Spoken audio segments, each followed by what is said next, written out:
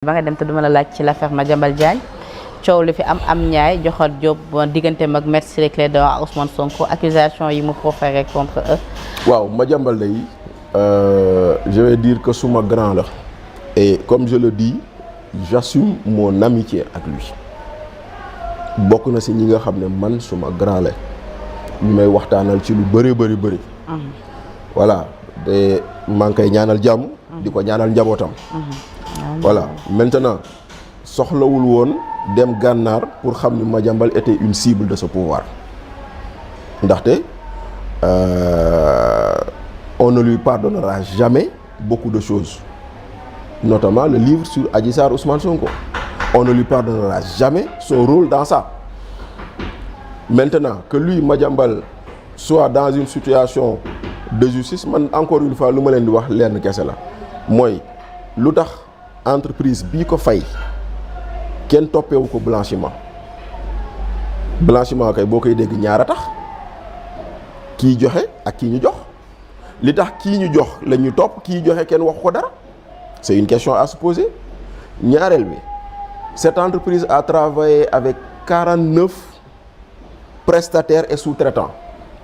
lu tax parmi les 49 prestataires et sous-traitants seul benn prestataire rek lañ ne yow la ñu toppee blanchiment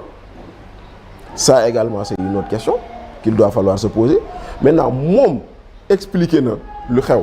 tudd na tur Maître Ciré Clédor nee na Ciré Clédor moo ne waa ji entreprise bi du yow lañ soxla Madiambal lañ soxla nee na Ciré Clédor wax na accusation yooyu mu teg ci Ciré Clédor doon na rafet Ciré Clédor tontuñu si. Ciré Clédor ba mu génne dañuy rek moom. Ciré Clédor dafa ne fugitif amul pour di wax sax sur la place publique. waaw mais d'accord bu ko neexee xam nga loolu mooy waaf Ciré Clédor dafa waaf parce que on lui pose une question précise il répond sur une chose sur laquelle on lui a pas posé Madiambal c'est un fugitif ok est-ce le seul à avoir fui dans ce pays. Ousmane Sonko dawul woon dem ba Gambie photo Ngagne Demba Touré dawul woon jël gaal gi dem Mali Ousmane Diagne dawul woon fii nii Khadija Mahécor dawul woon xanaa kon léegi dafa am fugitif bu baax ak fugitif bu bon c'est des gens qui ont refusé dans leur stratégie c'est des gens dans leur stratégie qui ont décidé de mener ce type de combat da nga koy nangul d'accord ma ci lu mu def encore une fois parce que man dama jàpp ni Madiambal dafa war a taxaw. wuy si Madiambal dina ñëw de. waaw dina ñëw d'accord ma ci lu mu dem bokk. mais kañ lay ñëw moom waxu la ko. ah déedéet waxuma ko nag waaye daal xam naa ne daal mu ngi waajal boppam mu ngi waajal défense am mu ngi woon ndaxte tey jii nii am na koo xam ne bokk na ci ay avocat am te ñëpp xam ko maître William Bourdon pour ñu ko xamul moom moo créé woon organisation bi tudd Sherpa c'était une organisation créée en 2001 bi nga xam ne ça luttait contre tout ce qui est blanchiment fraude sur les avoirs des pays africains il y a eu plein de plaintes yoo xam ne ñoom ñoo ko defoon contre Sassou Nguesso contre Théodore Obiang Nguema ak yooyu noonu William Bourdon boobu noonu quand Latif Coulibaly avait accusé Thierno Ousmane Sy le fils de Cheikh Tidiane Sy ministre de l'intérieur ci aba boobu jamono Thierno Ousmane Sy nekkoon conseiller Ablaye Wade quand on l'avait accusé d'avoir empoché 20 milliards de commission sur l'affaire Soudatel ba ñuy plainte Latif Coulibaly William Bourdon bokkoon na suñu doon défendre Latif Coulibaly donc c'est pas n'importe quel avocat maintenant nag lu des nag ñu xaar moom mais lu mu ci mënti doon Madiambal a accusé en citant nommément des choses parce que tudd na tur tudd na lieu et cetera maintenant Ciré Clédor war na ko wax naa wax li mu wax yëpp sax mënuñu ko wax plateau lu mu wax nag maintenant Ciré Clédor moo ñu si waroon leeral daw na wax ji parce que nee na moom du tontu fugitif d'accord am na ci droit. mais est-ce vrai que sa femme est malade. si sa femme est malade loolu moom mën naa ko wax. sa femme est malade bon beneen bi aussi tamit nag bon comme on dit l'occasion. cambriolage bi nga waxoon tamit cambriolage bi tey jii jàpp nañ ko def si d'après les informations parce que man ba may wax ci cambriolage bi néew ma diw la dama ne rek la maison de son ex-femme a été visitée dans la nuit te ñu ko def daf mel ni dañoo xamoon ni ndaw si nekku fa. ba enquête bi wéyee gis nañ ni ndekete ci gardien yi kenn moo ko def. ba jàpp nañ ko tëj nañ ko léegi ñu ngi xaar ñu àtte ko mais lu mu ci mën doon information bu wér la lii rek la ñu waxoon ñun waxuñu woon ni diw la wala diw la dañoo ne rek dañoo cambrioler këram point final enquête dem na ba ñu xam kan la ñu njort ni moo ko def léegi maintenant bu ñu àttee dinañ leer na moom la wala du moom donc loolu ba féetee na boor. Maintenant sa femme est malade maintenant on attend de voir lu mu ci mënti doon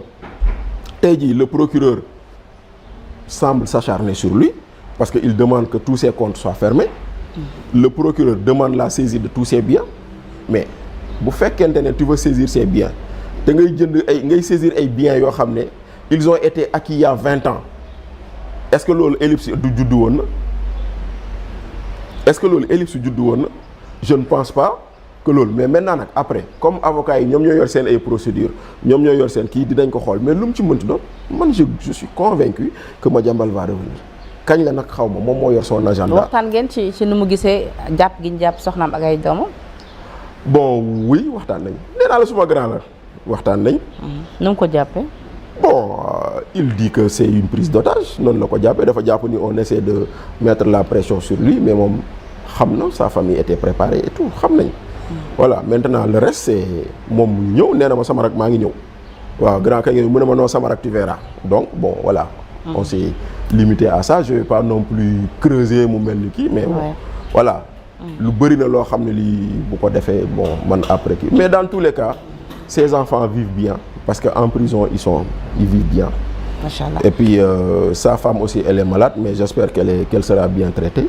Parce que bon ku feebar boobu yóbbu ko faju ko rek moo ci des. Alors Bachir waxtaan bi neexoon na. bëggoon naa ñu kon ne ci yeneen sujet waxtu bi jeex na bu yàgg ba ma xaabaabal pourquoi parce que bi nga génnee ba tey bii mooy exclusivité bi ma am ak yow donc fallait qu'on débatte sur beaucoup de sujets maa ngi lay santaat ci wuy si bi nga wuy suñu invitation di la bàyyi nga tàggatoo le mot de la fin. waaw Penda merci beaucoup merci infiniment si invitation bi c'est vrai que balaa may génn naa Sénégal 7 bi mooy sama première daw ñëw fii